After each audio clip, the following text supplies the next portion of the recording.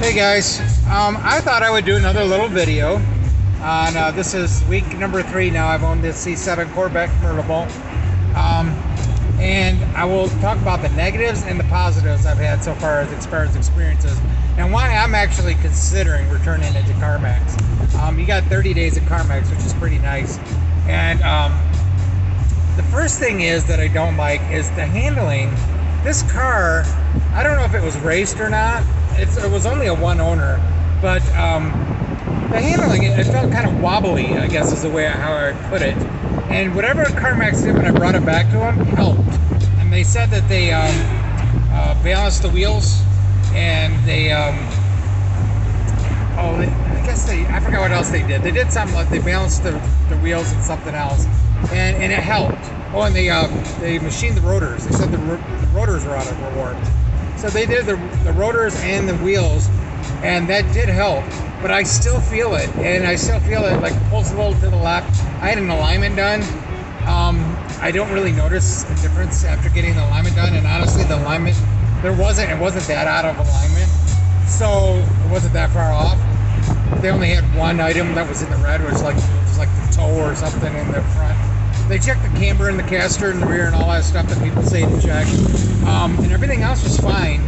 But I just feel like for a car that's designed to handle well, it just doesn't handle that well. I think a Camaro handles better, and I don't know if it's just this particular car, if something happened with this car or not. So the other big problem I have, and I'm taking it into the CarMax tomorrow, is, and that's the other problem is too, I just bought this car. I paid $55,000 for it. Very expensive, and then right off the bat I'm having to take it into the shop. That's not a good experience. The C8 transmission, when I'm on stop and go traffic driving slowly, it'll do this little stutter, and it'll like shift from like third into first, and it'll kind of do like a little jerking motion.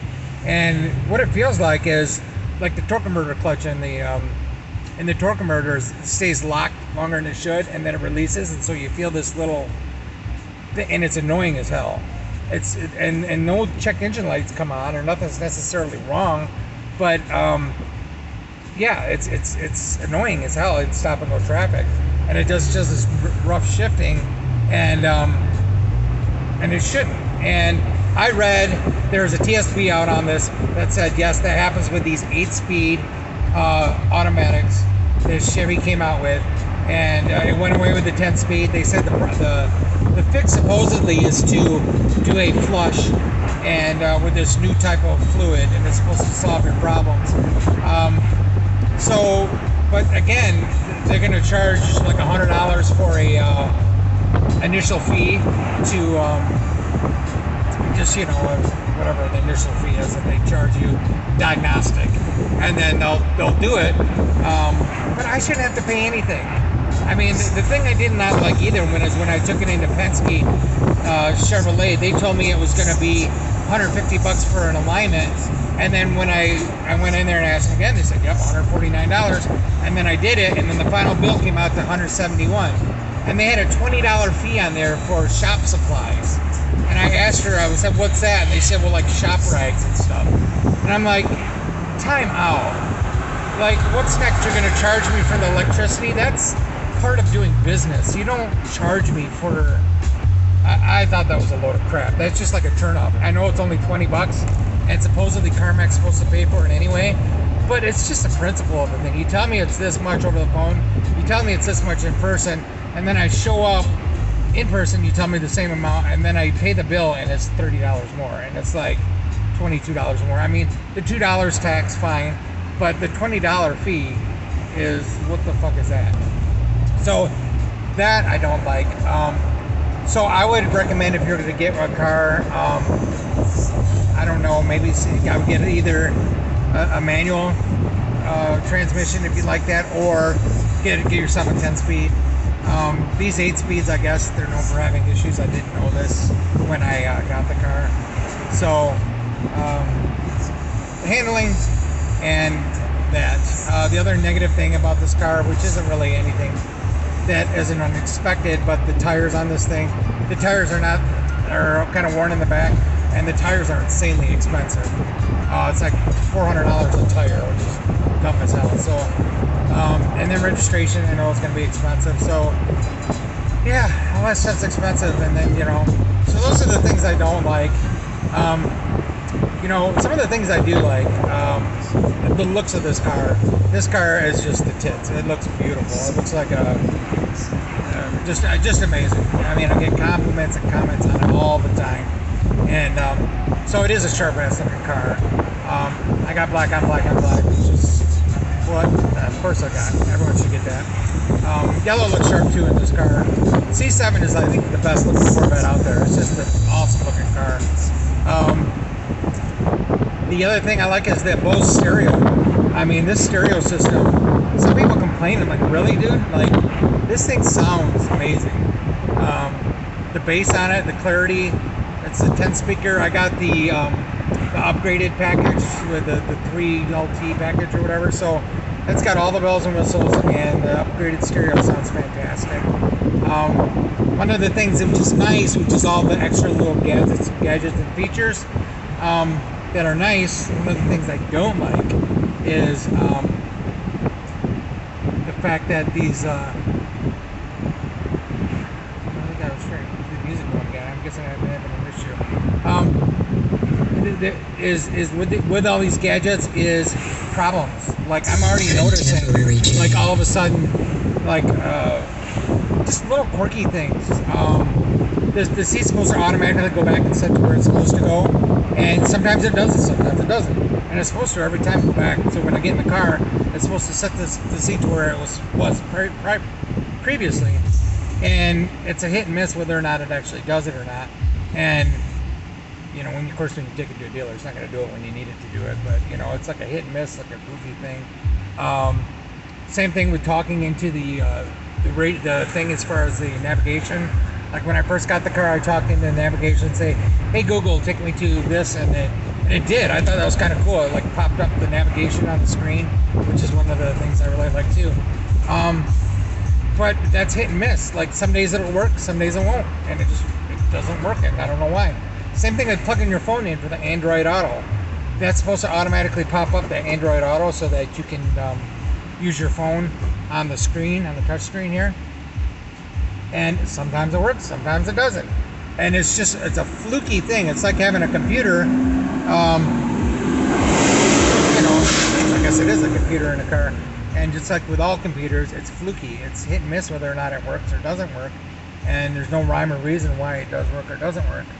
And yeah, it's pretty annoying. Boy, I'm on this bridge and it's bouncing up and down. I'm like, get me off this bridge. I'm like not feeling real comfortable sitting on this bridge. So the performance, I think the performance of the engine is fantastic. It does idle a little rough. It seems like it idles rougher than it should, but I mean, I'm pretty impressed with the performance. Now, I got the Stingray, just the regular engine. That's like 460 horsepower. I did not get the supercharged. Do I think it's worth buying the supercharged? Probably. I think the supercharged is probably got to be amazing to drive. The problem is, this car was 50, and if you wanted the same car convertible, but you wanted a supercharged engine, instead of 50, you're probably talking 80, 85, easy to have a convertible that with a supercharged. Because anytime you add convertible, anytime you add, like with the Camaros, you add a V8, anytime you add for what people want, it's going to cost more money. And so, speaking of Android Auto, I'm going to push this up. It's supposed to. It's working now. So like I said, it's kind of hit and miss whether or not things work. Electronics. So the electronics are nice, but it's hit and miss whether or not they work. Powertrain's good, except I'm having issues with the transmission shifting. The handling, I'm just not impressed with this car. Maybe it's just this car. Looks amazing. I don't know what else to talk about. So if there's something you like or don't like about your C7, comment below. If you think that if you got suggestions for me on what you think I should do, I'm all ears. Oh, the other thing I don't like too is the seats are very uncomfortable. I did buy a gel pad. If you go to O'Reilly's, they sell this thick gel pad, which makes a world of difference. So that really does help. But the thing I don't like about that is I sit a little higher than I'd like to. So it's just a little thing, but the seats are not very comfortable. And I think that's something they could improve on, because when you're spending this much for a car, you know, a Camaro shouldn't be more comfortable than a Corvette, and it is. My Camaro I had, convertible, was very comfortable, and I drove it for 13 hours straight and it was very comfortable. And this thing, after an hour, my back's killing me. So, yeah, that's the way it is. So, I think in the future, I will probably, my next car will be going back to the Camaro convertible. Just because I think that's a better overall car, and it's not as expensive.